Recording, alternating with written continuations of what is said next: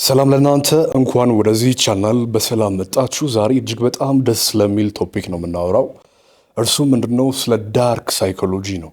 ስለዚህ ዛሬ በዚህ ቪዲዮ አንዳንድ ለእናንተ ለህይወታችሁ እጅግ በጣም የሚጠቅሟችሁን ዳርክ ሳይኮሎጂ ቲፖችን የምሰጣችሁ ይሆናል ማለት ነው። እስከ ቪዲዮ መጨረሻ ድረስ አብራችሁኝ እንድትቆዩ በአክብሮት ጠይቃለሁ። ለቻናላችን አዲስ የሆናችሁ ሰብስክራይብ ማድረግ እንዳትረሱ። ቁም ነገር የሚመቻችሁና ራሳችሁን ለመለወጥ እንዲሁም ማንነታችሁን ለማሳደግ ካራክተራችሁን ለመገንባት የማይበረበድ ኮንፊደንስ ያለው እንዲሁም ደግሞ በራሱ የታመነ ስብዕናን ለመገንባት የሚያግዙ ቪዲዮዎችን የሚፈልጉ ሰዎች ይህንን ቻናል ሁሌም ሰብስክራይብ ያደርጋሉ ማለት ነው።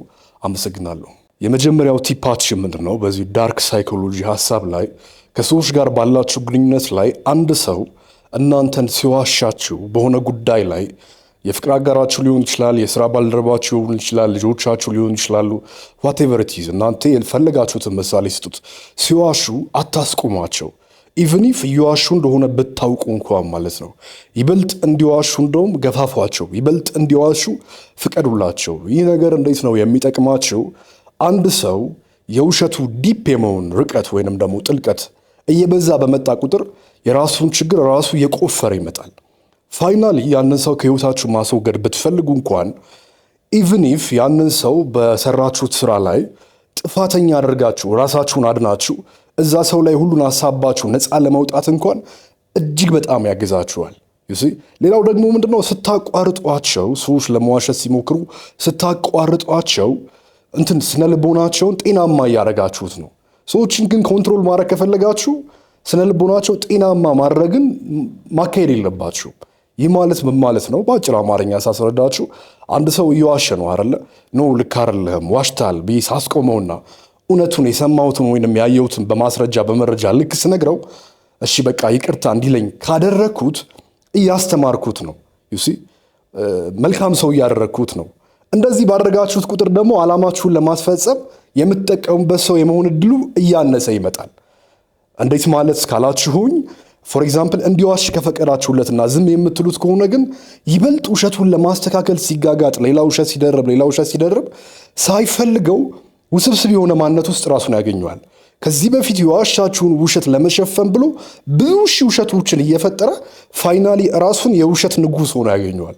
ከዛም እናንተ ፊት ለፊት በምንም አይነት ተአምር ማፈርን ይፈራል ማለት ብትጎዱት እንኳን እናንተ ማዋረድን ይፈራል። ለምን? የእሱ ሰነድ እናንተ እጅ ላይ አለ። በፈለጋችሁ ሰዓት አሳልፋችሁ ትሸጡታላችሁ። በፈለጋችሁ ሰዓት እሱን መጠቀም ያደርጋችሁ ታልፋላችሁ። ስለዚህ አክብሯችሁ በእናንተ ሰንሰለት ቁጥጥር ውስጥ እንዲኖሩ ያደርገዋል ማለት ነው። ሰው ምንድነው የመጀመሪያው ጉዳይ? ሰዎች ሲዋሹ ፍቀዱላቸው፣ አትቃውሟቸው፣ አትከልክሏቸው። አንደኛ ነገር ሰዎች እየዋሹ በመጡ ቁጥር ይበልጥ ወሬያቸው በረዘመ ቁጥር የውሸት አቅሙ ከፍ እያለ ይመጣል። በዛ ውስጥ ደግሞ ስሜታዊነት አለ። ሁሌም ውሸት ሲታከል ለማሳመን ስንጋጋጥ ስሜታዊነት ይከተላል። ይህ ስሜታዊነት ደግሞ ስለዛ ግለሰብ ኢንሴኩሪቲ፣ የበታችነት ስሜቱን የደበቀውን ሚስጥር ሁሉ ያወጣል ማለት ነው። እነዚህ መረጃዎች ደግሞ እናንተ ተጠቅማችሁ ያንን ሰው እንደፈለጋችሁ ትዘውሩታላችሁ። በአጭር ቋንቋ ምንድነው? ሰውየው በሬ ይሆናል። እነዚህ ስሜታዊነቶቹ ይበልጥ መዋሸቱ ቀንበር ይሆናል። እናንተ ገበሬ ሆናችሁ የገረፋችሁ በጅራፍ እንደፈለጋችሁ ማሳረስ ነው ለህይወት ዓላማችሁ እንደማለት ነው።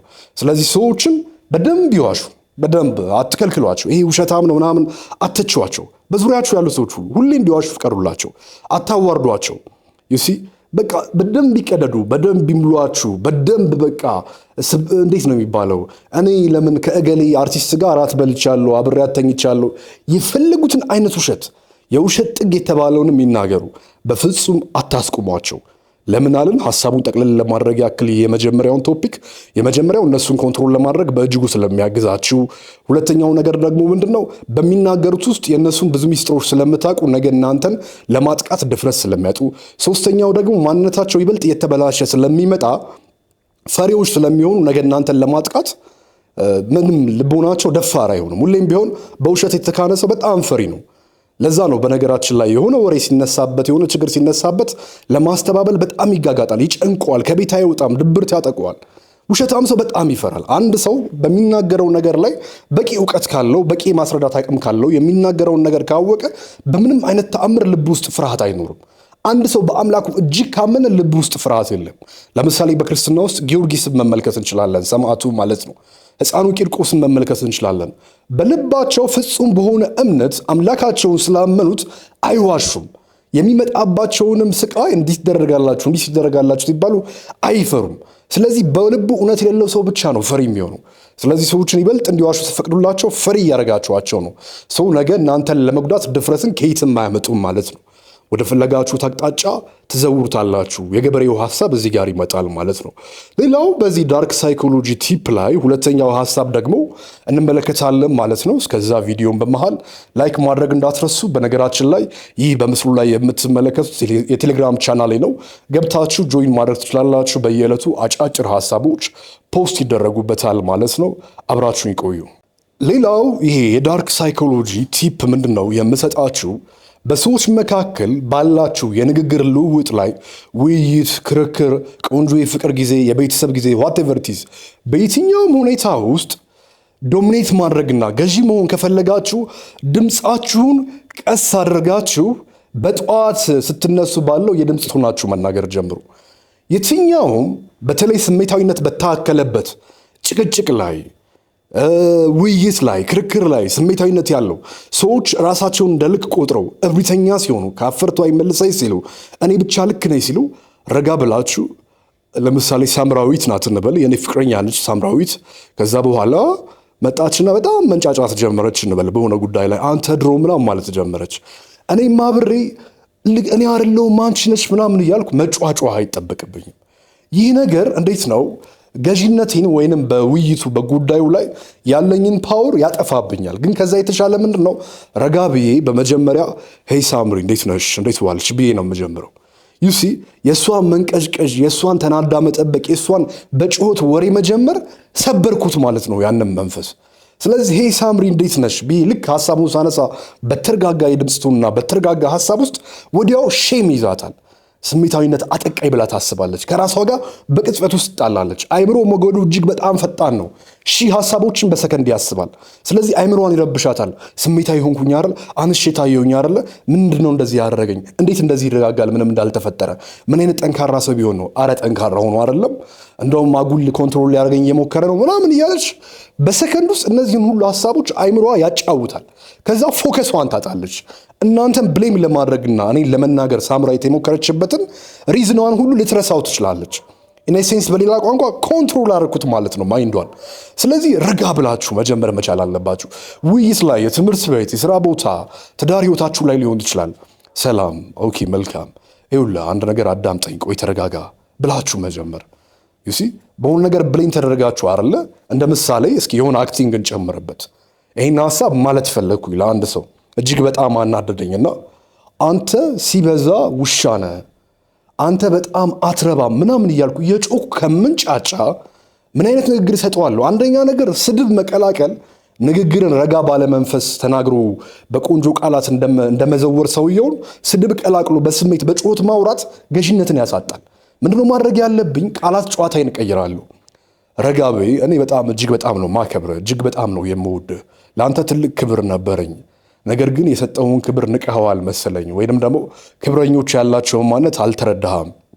ስለዚህ ከዚህ በኋላ ከአንተ ጋር ለመቀጠል ምንም አይነት ፍላጎት የለኝም። በእርግጥ ስለከዳኸኝ አይገርመኝም። ይሁዳም ክርስቶስን ስሞ ነበር አሳልፎ የሰጠው። ስለዚህ አንተ መክዳት ብርቅ አይደለም ብለን ብንሄድ ይቻላል። ውሻ አህያ ከምንለው በላይ ማለት ነው። ይህ ከመጽሐፍ ቅዱስ ሀሳብ ታሪክ አንስተን የሰዎችን ውድቀት መሰረት አድርገን የምንመክራቸው ምክር ትልቁ በቀል እሱ ነው። እንቅልፍ ይነሳችኋል። ውሻ ምናምን ካላችኋቸውማ እንደውም እናንተ ናችሁ የምትዋረዱት። አንደበታችሁ ያልተገራ ሕፃናቶች እንደሆነ ነው የሚታይባችሁ። ስለዚህ በየትኛውም ጉዳይ ላይ ኢቭን የሚጣላ ጥል ጉዳይ ያለው ቢሆን እንኳን በተረጋጋ መንፈስ በተረጋጋ ቋንቋ ጥሩ የሆኑ ምሳሌዎችን፣ መለኮታዊ አስተሳሰቦችን እንዲሁም ፌመስ የሆኑ ጥቅሶችን በመጠቀም ረጋ ብላችሁ ምላሽ ስትሰጡ በዛ ጉዳይ ላይ ገዢና የበላይ እናንተ ትሆናላችሁ ማለት ነው። ይሄ በጣም ለሁላችሁም የሚያስፈልግ ጥበብ ነው በነገራችን ላይ። ሌላው ወደ ሶስተኛው ሀሳብ ደግሞ እንምጣ። ቪዲዮውን ላይክ ማድረግ እንዳይረሳ። ሌላው ደግሞ ሶስተኛውና የመጨረሻው ጉዳይ ምንድን ነው? ውሸትን የምናውቅበት ወይም ሪቫል የምናደርግበትም ጥበብ ነው። ይህ ደግሞ ማለት ነው ይህ ዳርክ ሳይኮሎጂ ቲፕ። እሱ ምንድን ነው? ከአንድ ሰው ጋር ባላችሁ ግንኙነት ውስጥ በጣም የምታምኑት ከሆነና እየዋሻችሁ መስሎ ከተሰማችሁ ወይንም ፍቅረኛ በጠቅላላው ምናልባት ጾታዊ ስናደርገው አንዳንድ ወሬ ለትውልዱ ይጣፍጣል።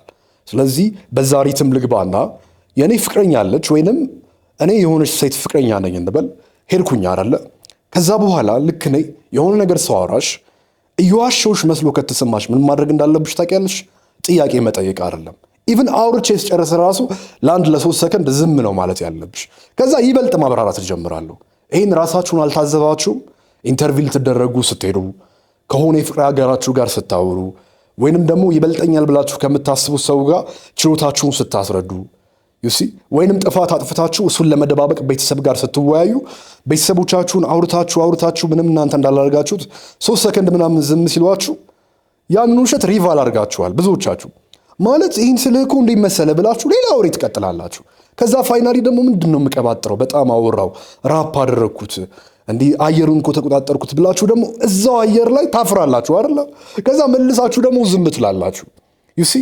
በዚህ መሃል ያኛው ሰው ውሸት ከሆነ በእንደዚህ አይነት በዝምታ ነገራቸውን ጸጥ በማለት ይበልጥ እንዲያወሩ መፍቀድን ካስከተላችሁ ውሸት ከሆነ እውነተኛ መረጃውን ለማግኘት በእጅጉ ያግዛችኋል ማለት ነው።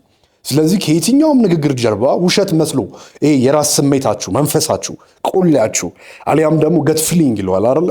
የራሳችሁ ኢነርጂያችሁ የሆነ ሰው የዋሸ መስሎ ከተሰማችሁ ጀስት 3 ሰከንድ 5 ሰከንድ ጸጥ በሉት። ወዲያው ማስተባበያ ማቅረብ ይጀምራል። ከዛ ማለት ምናምን ብላችሁ ስታስደነግጡት ደግሞ ያንን ነገር እንዳጠፋ በተዘዋዋሪ ሐሳብ አምጥቶ መለፍለፍ ይጀምራል ማለት ነው። ስለዚህ ውሸታሞችን በዚህ አጭር መንገድ ዲቴክት ማድረግ ትችላላችሁ። እንደውም ይህ መርማሪ ፖሊሶች፣ የተለያዩ ኤጀንቶች ላይ ሲአይኤ፣ ሞሳድ የምትሏቸው አለ አይደለ? የተለያዩ ፌመስ የሆኑ የስለላ ስራ ላይ የሚሰሩ ድርጅቶች በቀላሉ አንድን ሰው ወንጀለኛ መሆኑና ለመሆኑን ለማጣራት ከሚጠቀሙት የመጀመሪያው የስነ ልቦና አካሄድ ነው ማለት ነው። ስለዚህ የዛሬው ዳርክ ሳይኮሎጂ ቲፖቻችን እነዚህን ይመስላሉ። ከወደጃቸዋቸው ሌላ ጊዜ ደግሞ እጅግ በጣም ውብና ጥልቅ በሆኑ ሀሳቦች የምንመለስ ይሆናል ማለት ነው። ለቻናሉ አዲስ የሆናችሁ ሰብስክራይብ ማድረግ እንዳትረሱ። ስለነበረን ጊዜ እጅግ በጣም አመሰግናለሁ። ፈጣሪ ያክብርልኝ።